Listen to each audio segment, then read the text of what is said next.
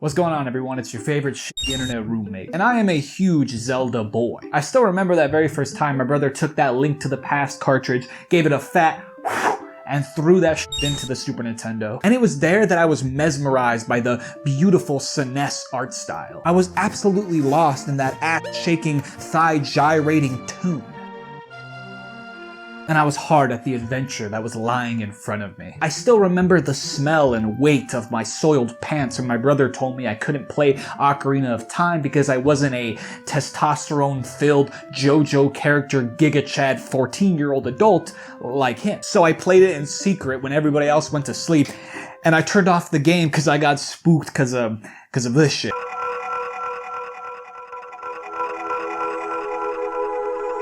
I sailed the endless blue seas of Wind Waker. I was obsessed with Twilight Princess. I couldn't stop the dreams of Midna just as much as I couldn't stop the nightmares of those weird boob chicken things. As a kid, long car rides were never a problem anymore because I had the closest thing to God at that time. And a Minish cap. And I genuinely believe that Majora's Mask is one of the greatest games of all time. So when Breath of the Wild came out, the last thing I expected was to feel like I was experiencing Zelda and that beautiful journey all over again.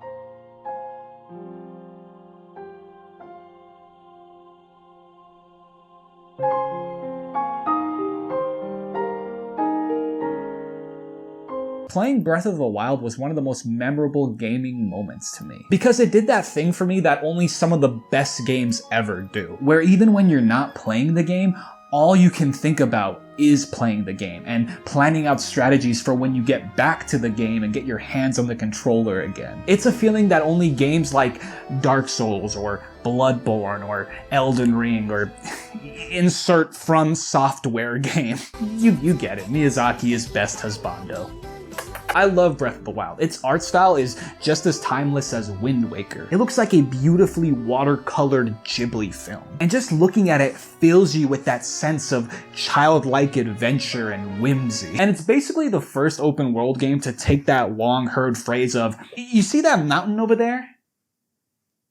You can go there. But in other open world games, that just meant that you can kind of stand near that mountain and maybe climb over it by doing some gnarly kickflips on your horse. But here you can climb anything. This was such a huge part of what made this game so unique in the open world genre. It made me at times feel like I shouldn't be allowed to go here. Like, no, this has to be an out of bounds area. But no, the scale feels endless. You can climb anything. You can climb the very mountains of Hyrule, or the trees of Hyrule, or structures like the Temple of Time, or even the mountain on the Nordvpn logo.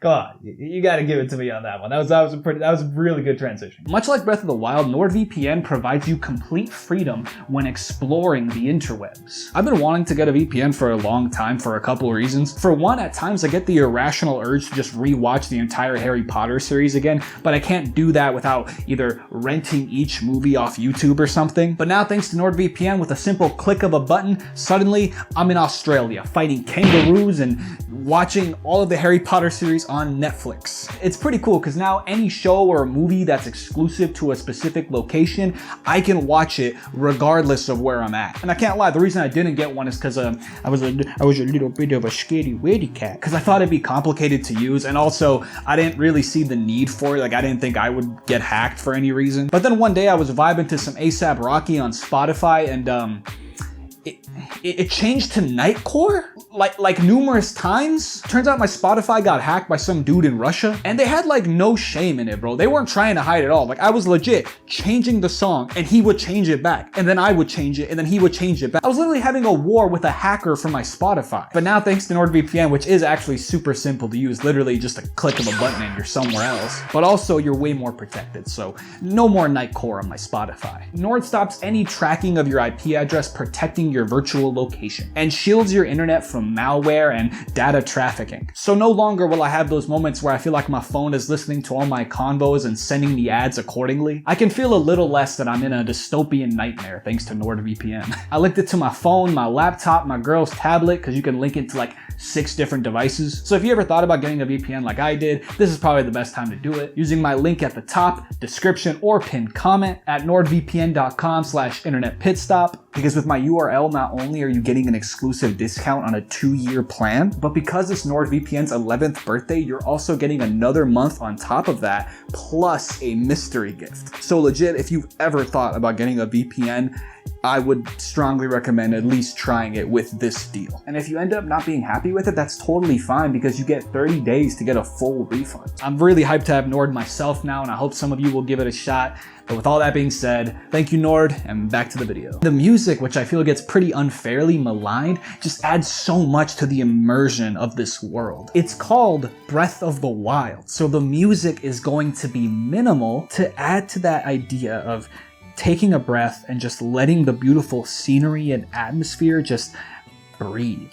Which works so well with Breath of the Wild's atmosphere because it always feels like you're in this more quiet world that's full of these little moments of melancholy. There were so many times that I would just stare out into the vistas and listen to the minimal piano keys and realize that this is my world. I can tackle it however I want. And at times when you visit locations from past games, but now they're like ruins that are covered in moss, the music will play a version of the old theme, but in a much more minimal and melancholic way. So that way you feel this sense of familiarity, but also kind of sadness because you probably remember what used to be and now what is. If Breath of the Wild can be described in one word, it would be freedom. It is the best part of this game. I remember constantly asking questions like, what's going on with that mountain that's completely cut in half over there? I wonder what would happen if I reached the highest point of this game. Is that a giant maze? What the hell is gonna be in there? And then I could just go there. I could just glide across these beautiful landscapes. You can do anything in any order. I remember trying to use brute force and just eating my scraps to get to that snowy mountain, but each time I would die because of the cold. But then with a little bit of exploring, I found this house, found this recipe for warm food, and after talking to the old man, I learned how to cook, and from there I was able to make a recipe to help me get on top of that mountain and reach the shrine. And that is my story of how I solved this, but my friends told me all different other ways that they solved it. Whether it be using a torch or, yeah, eating a bunch of scraps until you do reach that mountain. Like I said, it's all about freedom. That's the beauty of Breath of the Wild. So everybody will have a slightly different story on how they tackled this world. And with the release of Tears of the Kingdom coming so soon, we know literally nothing about that game. So I wanted to make this video to address my biggest flaw with Breath of the Wild that I hope can get fixed in the release of Tears of the Kingdom. And I wanted to give you that intro to let you know that I'm coming at this as a huge fan of this series that only wants the best for it. I feel like a lot of people when this game came out either were praising it, calling it perfect, and if there were any people who were trying to critique it, I felt they tackled it in such a, like, this game's overrated, it's so bad, like, you know, just trying to get a reaction out of people. But in my opinion, Breath of the Wild is not overrated. It's an absolutely great game, and much like any other game, I think it has flaws. But I only want to focus on one flaw because I feel like it's the biggest flaw, and I think it compounds all the other flaws. So I hope you'll understand that this is just my opinion. You don't have to agree with it. Feel free to, you know, have a healthy discussion in the comments. I feel that giving criticism to this game can only do good for it because it'll only help improve the sequel. So here it is. My biggest flaw with Breath of the Wild is that I feel its world is boring. So upon hearing that, some of you might be confused because a lot of people have said that Breath of the Wild is like the best game when it comes to exploration. Or who knows, maybe some of you are already planning your airstrike as we speak. But hear me out, you know, let me cook. When I started playing, I was always genuinely excited for when I saw something in the distance and I could just go there. And the world was never empty, there was always something you could interact with and something at the end of the destination. But my problem was that in my opinion, the things to find were not that interesting and were quite samey. I'd say that 90% of the time when I went somewhere, it was just another shrine. That half-broken mountain I wanted to go to, it's just 2 shrines. That giant labyrinth maze that there's like 3 different versions of, each time, it was just a shrine with like barely anything actually interesting to do in those mazes. There was maybe like 2 to 3 enemies, but besides that, nothing really else. An interesting looking cave in the side of a mountain, it's just a shrine. This giant ice door that you have to do all these shenanigans to even open, I really thought when I opened it, it would be like some sort of dungeon or labyrinth or something, but it's just a shrine. A cool looking skull-shaped lake? It's just a shrine. This made me very quickly feel like Breath of the Wild's exploration was very lackluster and the world was pretty boring. I feel like you can't have an interesting open world if 90% of the time you find the exact same thing. The best part of exploring an open world is not knowing what you're gonna get when you get somewhere and then finding something unique and interesting. But you can't get that in Breath of the Wild because halfway through the game, you already know what's gonna be at the end of your destination.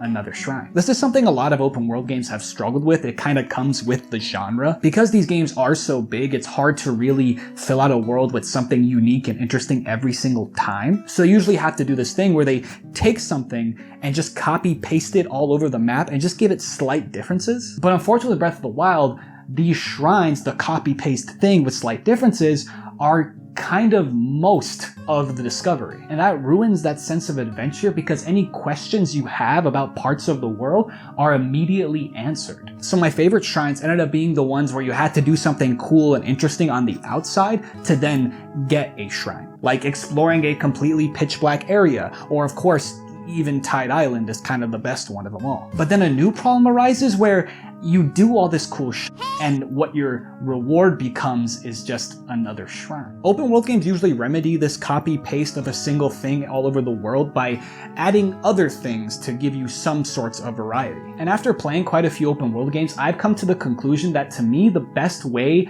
to make an open world interesting is actually very simple. Well, at least simple to say rather than actually do, that is. But basically, it's just fill your world with unique interactions and to do everywhere. So when you explore different locations, you get different outcomes each time. So to give examples of games that also have a copy-paste thing, but also have other things to give more variety, I want to point to 2 games, one that came out before Breath of the Wild, Witcher 3, and one that came out after Breath of the Wild, Elden Ring. While yes, you do have things similar to shrines in that copy-paste slight difference kind of way, Witcher 3 has very similar looking caves all over the world and pretty much very similar like bandit camps. But all over the world, you can also find extremely interesting side quests. These side quests aren't like your other typical open world games of collect 5 of X item and bring it back to me. No, with Witcher 3, a lot of these side quests are interesting long-form stories of their own that have morality and interesting choices to make. And some of them actually affect the main stories in slight ways too. This made Witcher 3, despite having a typical copy-paste thing all over the world like shrines,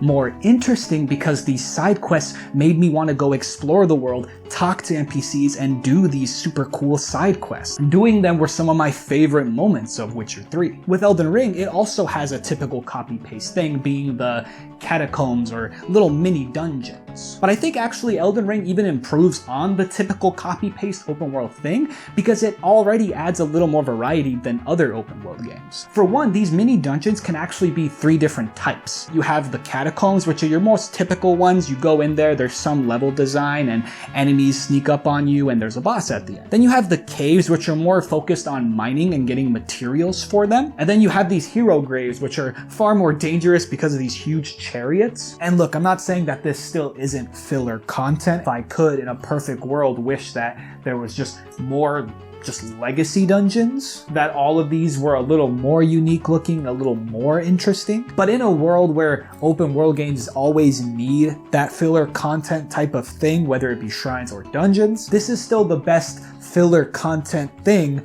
that I have seen in an open world game, with the most variety I've seen of them. And this is more just in general, you can disagree with this, but I feel that a dungeon with like level design, enemy encounters, and a boss at the end is far more interesting and a lot more of like substantial content rather than just going into a room and doing a puzzle. But outside of that, Elden Ring provides you with so much unique, interesting interactions in every region of the world. So much unique side shit that doesn't even need to be done. It's just there for you to explore, and it makes the world so much more interesting. I remember just stumbling upon this windmill village full of these crazy dancing ladies that don't attack you. They're just kinda dancing, and it's really creepy. Or in multiple parts of the map, you can literally find an entire underground section of the map, and that is like an entire level full of enemies, a boss. This is much more substantial when it comes to exploring a world. I found these mini forts, I found little mini castles, and these were entire levels full of unique enemies, unique level design, and a boss at the end. So pretty much in every region of Elden Ring, you get a variety of things to find when you're exploring. Just pure, unique experiences to have in each region. Whether that be a castle level or a library that can be completely flipped around. I found this entire underground sewer section in an already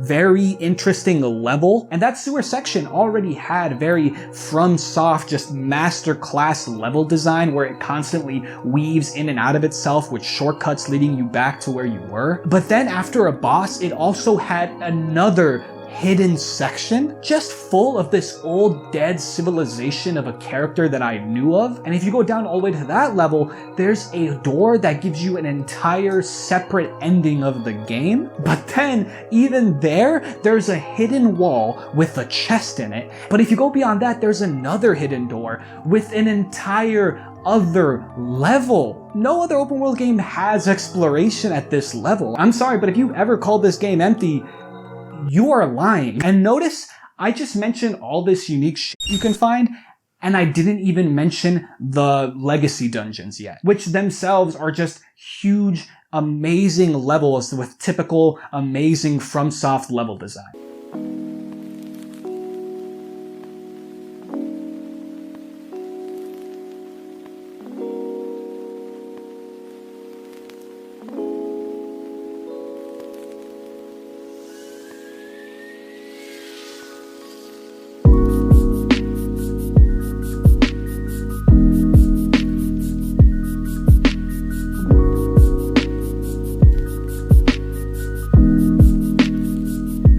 So what makes these open worlds less samey is that while they have a typical filler content that open worlds need to have, they also have a good amount of a separate type of content that is more substantial than the filler content. Witcher 3 with side quests and Elden Ring with a bunch of shit. Unfortunately, Breath of the Wild doesn't really have this in great amounts. Most of Breath of the Wild's discoveries will be a shrine, which are the filler content. Outside of them, the only other things to find in the world are things that are less substantial than these filler shrines. For example, you get Korok seeds, which sure sometimes give you a cool little puzzle, but I mean, come on, I don't think I have to explain why Korok seeds, which are literally golden poop, are not an interesting form of content in an open world. You know, I don't think I have to explain that. This is just a little bit more interesting version of a typical open world collectible, which in my opinion loses its value very quickly. I'm sorry, I don't think putting 900 Korok seeds is good exploration. There's some towns you can find, which is really cool. And there's some side quests, but I think a lot of Zelda fans would agree that the side quests of Breath of the Wild are really not that interesting. A lot of them are your typical collect X number of X thing and bring it back. The best side quest I can think of is the Terrytown one, which is cool because of the reward you get, but like actually doing the quest is nothing different than a typical fetch quest. None of these side quests compare to Witcher 3's side quests or even past Zelda games like Majora's Mask's amazing side quests. The only thing that Breath of the Wild has that is more substantial than shrines that could be compared to Witcher 3's side quests or ER's legacy dungeons is the Divine Beast, but there's only 4 of them, which sure are more interesting than shrines, but 1, there's not a lot of them, and 2, they're far less interesting than an older type of Zelda dungeon. 1, their looks are all similar, they have the same music, and their bosses, while kinda different in terms of battling them, are extremely similar when it comes to visuals. Thus, Breath of the Wild doesn't have a good amount of another type of content that's more interesting than its filler content. So you're left with a world where most of its discovery is filler content. I really want to get my point across with this, so sorry if I'm repeating myself. So let me word it like this to really sell it. If Witcher 3 did its world like Breath of the Wild, it would be like removing most of the side quests, only leaving maybe 10 of them, and then instead adding 50 more of the filler content caves. If Elden Ring did its world like Breath of the Wild, for starters, you would have to remove all the underground sections, remove all the extra forts or castles or libraries or pretty much any of the hidden little sections, only keeping 4 of the legacy dungeons and just adding 50 more filler caves. I think what Breath of the Wild does right is its traversal. It's really cool to climb anything you want and glide across the world with your paraglider. It's just unfortunate that when you do reach your destination, that it's not really anything interesting. Imagine reaching that broken mountain and instead it was like a unique boss that happened to split that mountain in half. Now you have to fight him. Or imagine reaching that maze and instead of just being a few enemies in a shrine, it's like an entire actual level that you have to explore. Imagine reaching these locations and instead they are actual levels with unique level design, unique enemies, and a boss at the end. I think you're getting what I'm saying here. We need dungeons back! I actually remember the moment I began to feel unfulfilled with Breath of the Wild's exploration. I loved the climbing mechanics so much that I had this goal in my mind where I wanted to climb the highest peak of the game, which if I remember is the very top of Hebra Mountain. I planned it all out, I got the right clothing, I even made some stamina regeneration stuff to help me out, and I painstakingly climbed that mountain, and when I got to the top, it was a rock, and when I picked it up, it was a Korok seed. Yeah.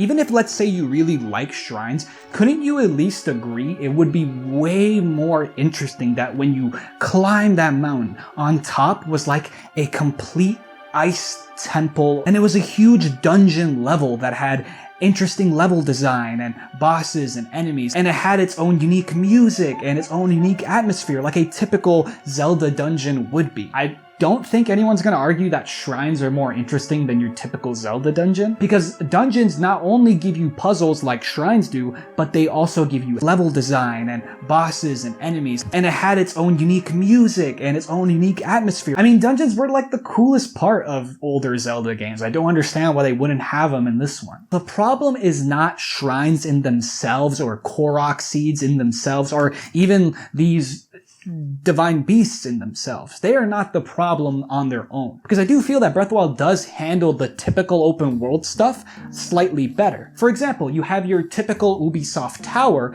but in Breath of the Wild, there's usually always some sort of thing getting in your way of getting on top of the tower, so you have to either battle enemies or climb it in a unique way, making them a little more interesting. And like I said earlier, Korok seeds usually have a little puzzle, making them a little more interesting than just in other open world games, finding the collectible, grabbing it, and being done with it. The problem is that they are not alone substantial enough as a main discovery. Shrines are okay, but they're not good enough to fill out an entire world, to be 90% of your discovery. I'd be okay with shrines if there was, instead of 130, 60 of them, and instead a bunch of more mini dungeons and real Zelda dungeons. And the other flaws I usually hear brought up about Breath of the Wild are only compounded by this flaw. The enemy variety being so low, being at maybe 10, compounds the problem of boring exploration, because now you're also seeing very repetitive enemies. A unique and interesting enemy that you find throughout the world could add to exploration. Weapons breaking so easily also makes the world less interesting to explore, because now when you open a chest that's supposed to be a reward,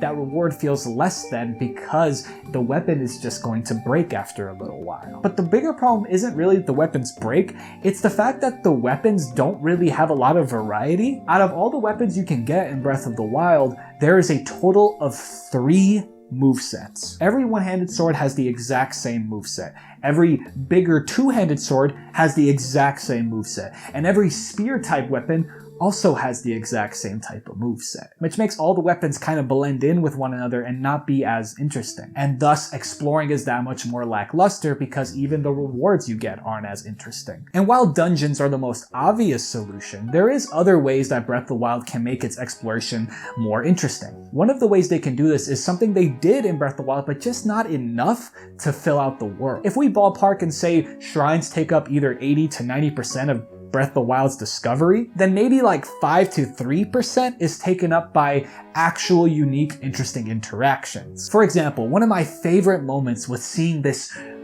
ethereal blue light in the distance, and then going to that light and finding Satoru Mountain and seeing the Lord of the Mountain and just sitting there and being mesmerized by this discovery.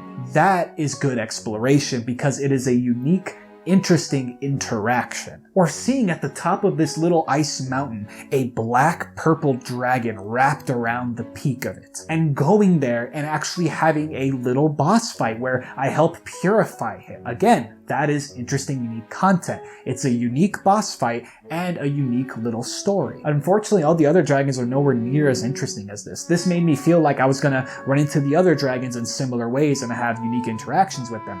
But I didn't. When I did reach those other dragons, they were just kind of flying around. At best, they are nothing more than just farming material. Or solving the little puzzle of the Lost Woods to eventually get to the Master Sword. Or the best moment of doing the Eventide Island Challenge. Unfortunately, these moments are just far and few between. I would much prefer more of this kind of stuff and less shrines. Moments like this or the Yiga Clan hideout just don't make up enough to fill out Breath of the Wild's world. But I do have very solid hope that Tears of the Kingdom will remedy these problems. It's been 6 years, which I think is the longest time we've went without a mainline Zelda game. I don't think there's any way that all we're gonna get is a Zelda game in the same world as Breath of the Wild, but just with a better story. I have a good feeling we're going to get dungeons back and just have some great unique interactions throughout the world. I really think they're going to fill it out. And I think this because the Zelda team has always been great at really listening to the fans. I mean, a lot of the reason we got a game like Breath of the Wild with as different as it is was because of the criticism and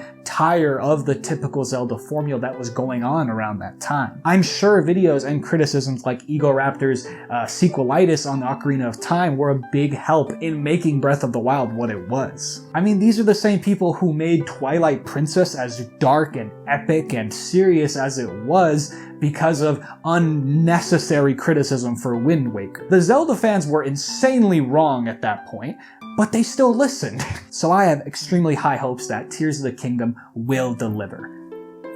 Knock on wood, of course. And regardless of this flaw, I still think Breath of the Wild is an amazing, once-in-a-lifetime kind of game. Because the parts that are great about it, like the freedom, like the traversal, are so unique and has provided me with emotions and feelings that only this game can. I can't wait to explore and get lost in another Zelda world. And if I had to rate Breath of the Wild definitively, I would give it a solid 0 out of 10 because I can't pet the cute-ass doggo! Thank you so much for coming to this pit stop on the corner of the internet. I hope that you were able to hear me out in my opinion, and please leave a comment about how you feel about Breath of the Wild's exploration, whether you agree with me or not. I would love to hear your opinions. And maybe tell me your hopes for Tears of the Kingdom and things that you feel should be improved on from Breath of the Wild. If you're new here and like what I do, I'm working on 500,000 subscribers, so of course you can give me a like and a subscribe, or if you really want to support me, the best way is to sign up for my Patreon. But with all that being said, thank you so much for coming to this little pit stop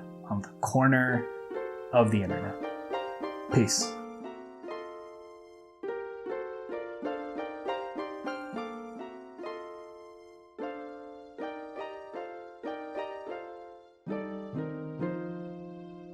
Real quick, I just want to say thank you to all of these patrons. They're kind of the whole reason that I can do YouTube full time, where this is like my dream job and I'm doing it now because of these people. Thank you all so much. If you are my patron, wouldn't be doing this without y'all. Y'all really keep the lights on. And for the $10 and up tier, like I said before, y'all voted for the background